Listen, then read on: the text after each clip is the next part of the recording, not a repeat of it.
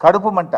రైతులు పార్టీలకు అతీతంగా పోయి ఎన్ఎస్పి కార్యాలయం ముందు ధర్నాలు చేస్తుంటే ఈ ప్రభుత్వం మొద్దు నిద్రపోతూ ఉంది. బాధ కలిగేది ఏంటంటే పోయిన సంవత్సరమేమో వర్షాలు పడక సాగర్ ఆయకట్టుకు నీళ్లు లేక కరువు వచ్చి పడ్డది. పోయినసారి అట్లా నష్టపోయిన రైతులు నీళ్లు లేక పంట వేయక పడావు పెట్టుకున్నారు పొలాలన్నీ. ఈసారి ఏదో కాలం బాగైంది, సాగర్ నిండింది, కృష్ణాలో నీళ్ళు వచ్చినాయని ఆశపడితే ఈసారి ఈ ప్రభుత్వం యొక్క నిర్లక్ష్యం వల్ల ఇట్లా ఎండిపోయేటువంటి పరిస్థితి. అంటే గత సంవత్సరమేమో ప్రకృతి తెచ్చిన కరువు అయితే ఈ సంవత్సరమేమో కాంగ్రెస్ పార్టీ తెచ్చిన కరువు ఇది కాంగ్రెస్ యొక్క చేతగానితనం వల్ల, కాంగ్రెస్ ప్రభుత్వం యొక్క నిర్లక్ష్యం వల్ల వచ్చినటువంటి కరువు ఇది.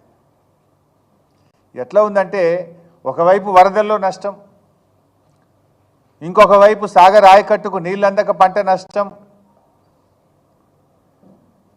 ముందు దగా వెనుక దగా, కుడి ఎడమల దగా దగా, కాంగ్రెస్ పాలనలో రైతు గుండె మంట బగబగ.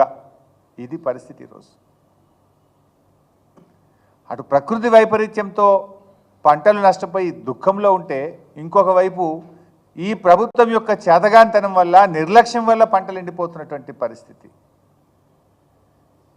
ఏముంది, ఒక గండి పూడ్చడానికి ఓ ఇంజనీర్ను పెట్టి, ఒక సీనియర్ ఇంజనీర్ను పెట్టి రాత్రింబవళ్ళు పనిచేయించి చేయాల్సిన పని. నిమ్మకు నీరెత్తినట్లు వ్యవహరించారు.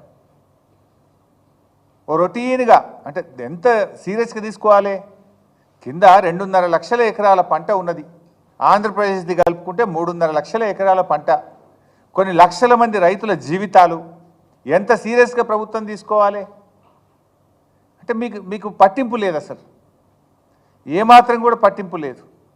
జిల్లాలో 3 మంత్రులు ఉన్నారు. పొంగులేటి శ్రీనివాసరెడ్డి గారు, బట్టి విక్రమార్క గారు, తుమ్మల నాగేశ్వరరావు గారు. 3 ఈ గండిబడ్డ కాలువ పక్క నుంచే పోతారు. రోజు ఖమ్మం పోవాలంటే ఆ రోడ్డు ఈ గండికి 100 మీటర్ల దూరంలోనే పోతుంది. దాన్ని పక్కకెళ్ళే పోతున్నారు. మరి 23 రోజుల్లో కనీసం వీళ్ళు ఒక 10 సార్లు పోయొచ్చు ఉంటారు ఖమ్మం. ఆగి ఆ గండి ఎందుకు పూడుస్తలేరు, ఎప్పుడు పూడుస్తారని ఒక రివ్యూ చేసేంత తీరిక కానీ కన్సర్న్ కానీ మీకు లేదా అని అడుగుతా ఉన్న ఖమ్మం జిల్లా మంత్రులకు. ఇక మాట్లాడమంటే ఓ దునియా మాట్లాడతారు ఈ ముఖ్యమంత్రి గారు, మంత్రులు. మేము ఆకాశాన్ని దించుతాం, సూర్యుడిని వంచుతాం, మేము ఇటున్న సూర్యుడు అటు పొడిచినా, అటున్న సూర్యుడు ఇటు పొడిచినా చేసి తీరుతాం.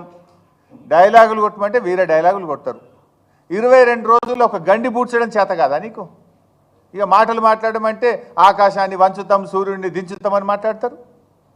ఇక గండి పూడ్చడం 22 రోజులుగా ఒక గండి పూడ్చడం చేత కాలేదు అంటే ఇది ప్రభుత్వ నిర్లక్ష్యం కాకపోతే, ఇది మీ నిర్వాకం కాకపోతే ఇంకేంటి అని చెప్పి నేను ఈరోజు అడుగుతా ఉన్నా. 9 మంది ఎమ్మెల్యేలను ఖమ్మం జిల్లాలో గెలిపిస్తే పంటలు